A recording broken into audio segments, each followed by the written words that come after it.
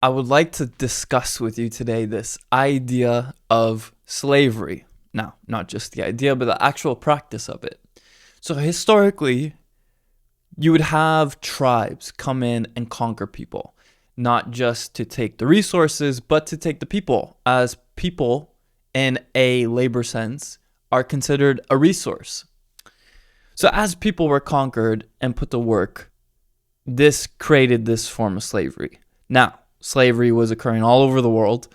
And then you get up into the late 19th century where you have the abolitionists and the anti-slavery people. Two different groups, very interesting period.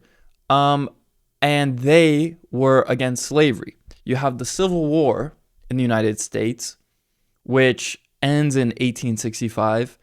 And what was formally created was the abolition of slavery.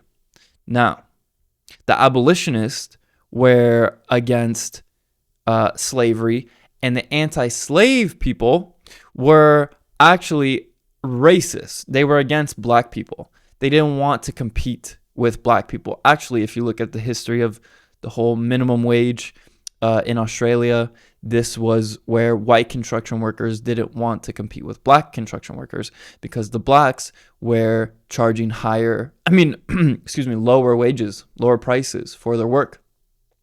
So they were out competing and taking the business of the white construction workers. So what happened? They went to the law. They went to legality. They passed a minimum wage law, and this resulted in increase in black unemployment. Now, fast forward to United States today, we still have a minimum wage law. Funny how it originated from actually racist principles, yet that goes undiscussed. That's not at all what people refer to when they talk about systemic racism in a country. No, quite the contrary. They think that too low of a minimum wage is systemic racism. But what I want to kind of discuss is this.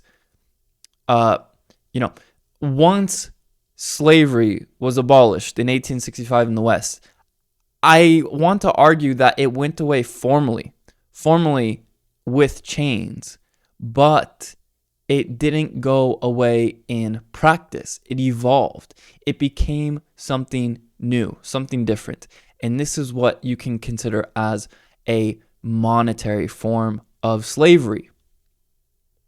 To give you some more perspective historically, the word citizen in ancient Greece meant high-class slave.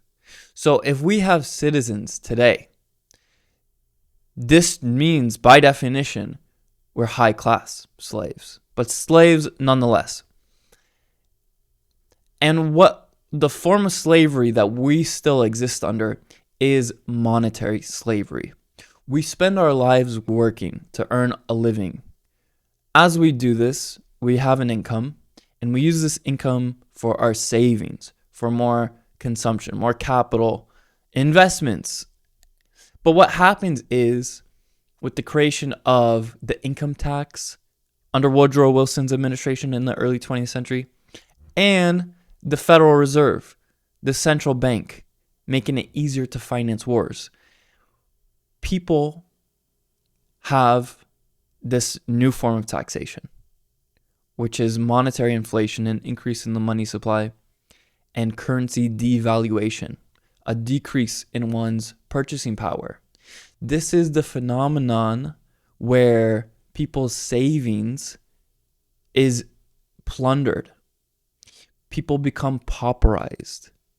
People become dependent on the welfare state, because it's robbing them.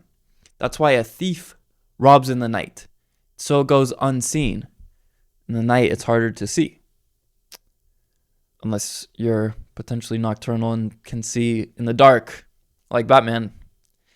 But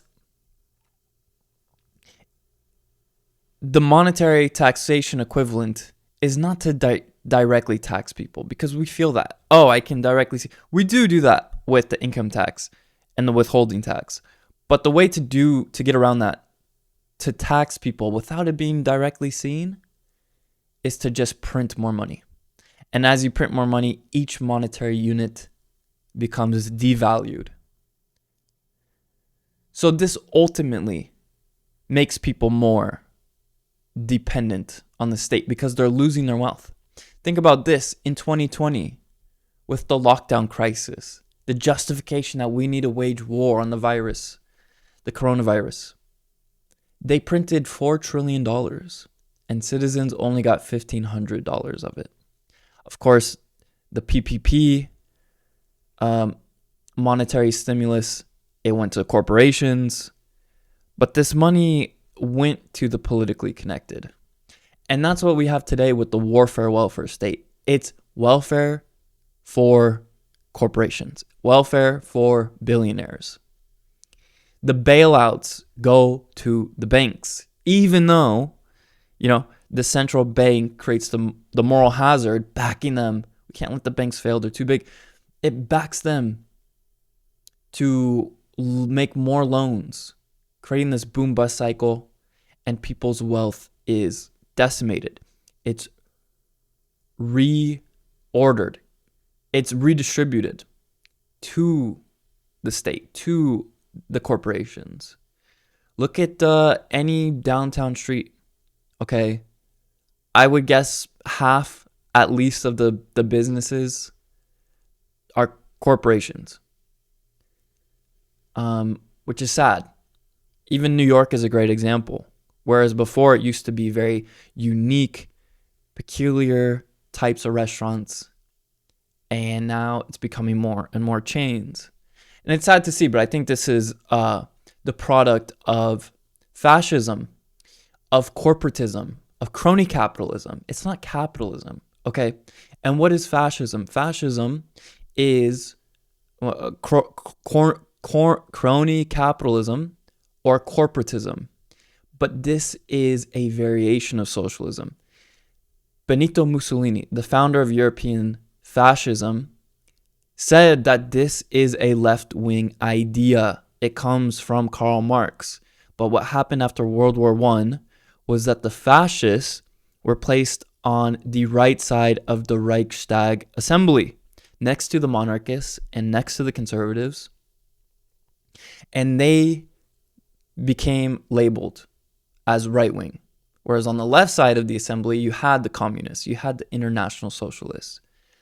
But the communists are international socialists, whereas the fascists are national socialists. This is what Nazism stands for, National Socialism. That's what Mussolini's fascist Italy was, National Socialism. And National Socialism, or fascism in the economic sense, is private entitle only. But the state, the central committee, still determines who's going to produce what, who's going to sell what products, and to whom, and at what prices. So it's a variation of socialism, which can be eye-opening.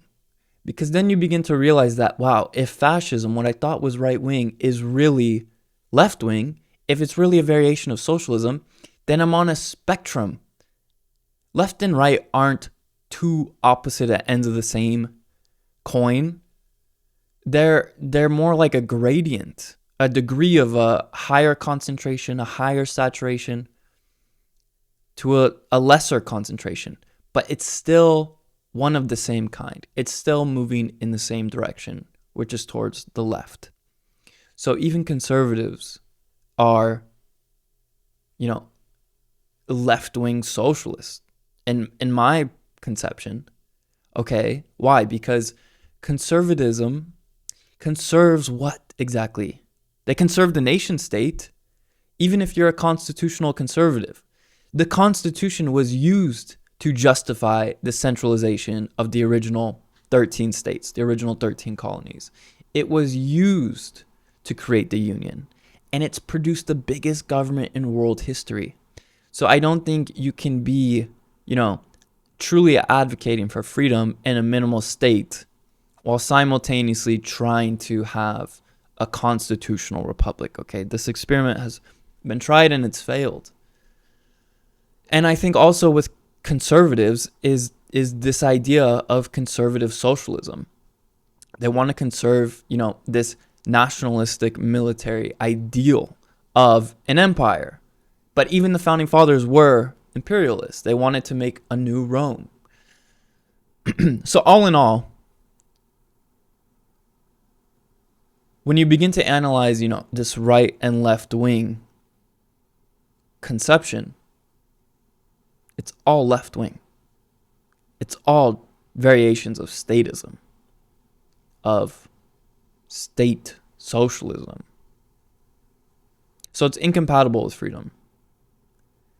And I think this is foundational for understanding both politics, as Aristotle defined monarchy, the rule of one, oligarchy, the rule of few, and democracy, the rule of many. I think you begin to realize that it's this unaccountable power that's created in oligarchies that leads to these creations of the bureaucracy, of enlarged statism, this distortion in society of enlarged statism, late stage statism, if you will. And I think that's why politics goes hand in hand with economics. And once you can kind of develop this theory of the political environment, like a fish with a theory of water, you can kind of step back and realize that it doesn't even matter if you want to be right wing, as long as you identify with the nation state and statism, then freedom is not really an option. And so I think that's why the discussion of, what freedom actually means is beyond just a left-right spectrum. Maybe it's more hierarchical, political hierarchical, something more vertical. The state, the people who benefit from taxes, and the people who have to pay the taxes. And I think that gives you a clearer depiction of how political hierarchy kind of works and what the anarchist perspective is of political hierarchy.